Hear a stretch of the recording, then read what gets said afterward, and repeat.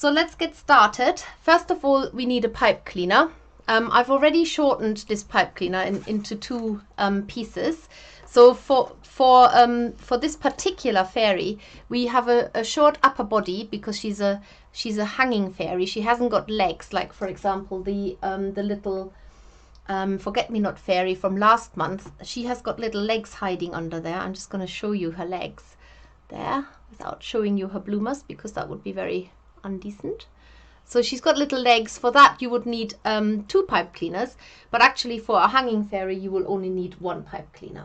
And I've the shorter one that I have got here, I'm going to use to make the head.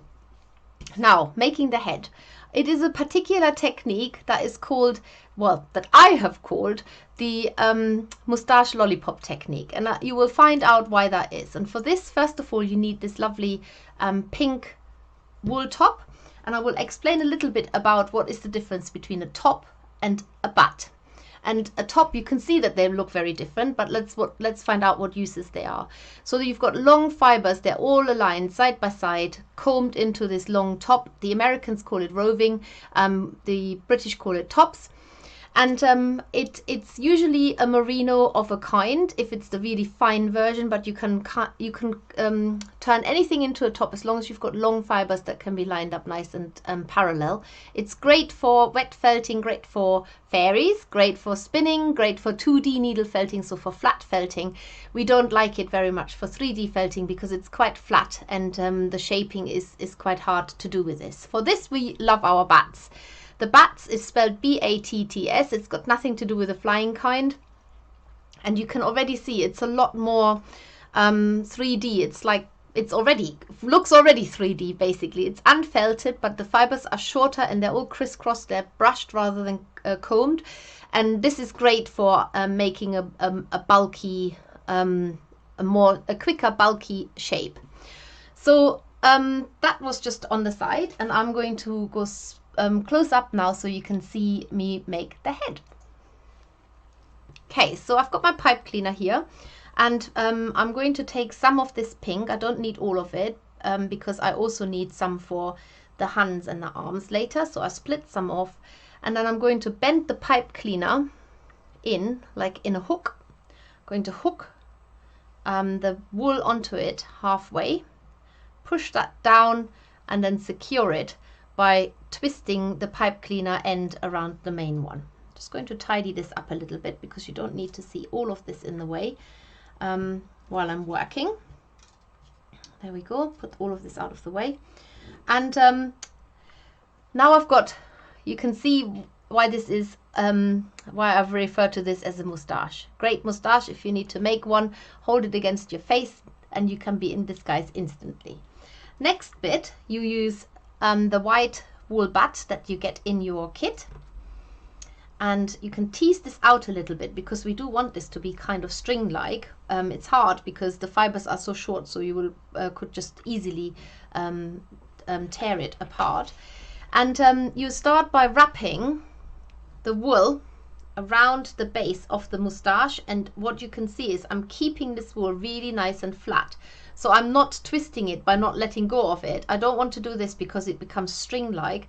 I'm actually doing it flat and always folding it over. Imagine you're wrapping a ribbon around this. So you want this to be nice and flat.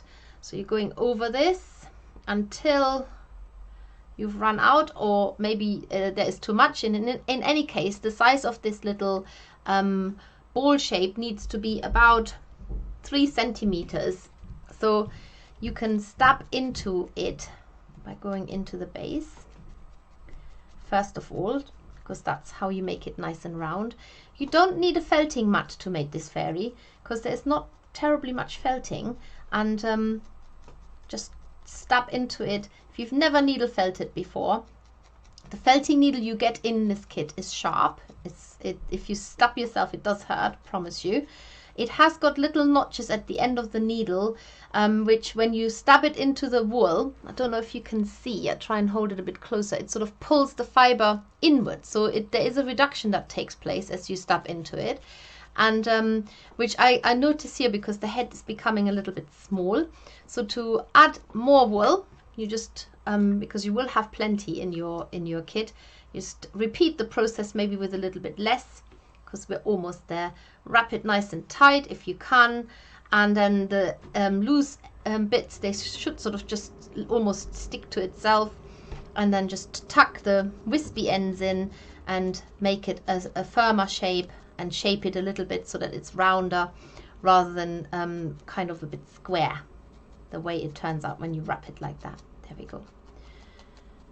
And then when you've done this, all you need to do now is, first of all, you need to, I'm just going to go big so that you understand why it's called a moustache lollipop. So it's basically your moustache and a lollipop all at once. That's it. That's why it's called a moustache lollipop. So now I'm going to put these loose fibers across the ball that I've felted underneath. And I'm doing this as neat as I can. But if it's not neat all around, it doesn't really matter, because a lot of this will be covered by hair. And so all you need is about a quarter of it to be nice looking, or 1/3, rather than all of it. So I have got gaps here on the side, but I'm not too worried about that. What I will do now is I'm going to hold this, and if the top of the pipe cleaner is poking out a bit too much, you can actually just pull it in from the other end, because you've secured the pink top really well on there.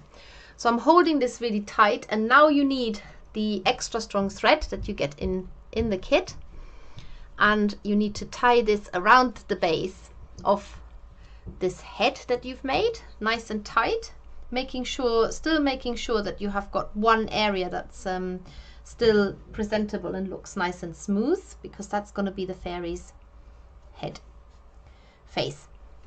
So once you've tied it, you can cut this bit loose, and I'm going to leave this like that for now, because I'm going to work on the arms now. But this is basically how far you get, making the head and having these wispy ends and the end of the pipe cleaner still here. Now, when you get one of our kits, you always get in there the needle felt instructions to make basic shapes for angels, fairies and figures. And that allows you to make little fairies or people with legs, have a round stand at the bottom, or have the hanging version, which is this one here. And just to show you, these are the kind of things that you could be making once you know this particular technique. So I'm showing you quite a lot of this already today, making that wild rose fairy. But in the fairy box, you get this basic instruction sheet anyway, and then on top of that you get the specific instructions to make the wild rose fairy. And the wild rose fairy is our subscription box in July, but you can just buy the box on its own, and better still, you can also collect all of the other fairies that we've had in the past, but they are limited edition, and once they're gone, they're gone.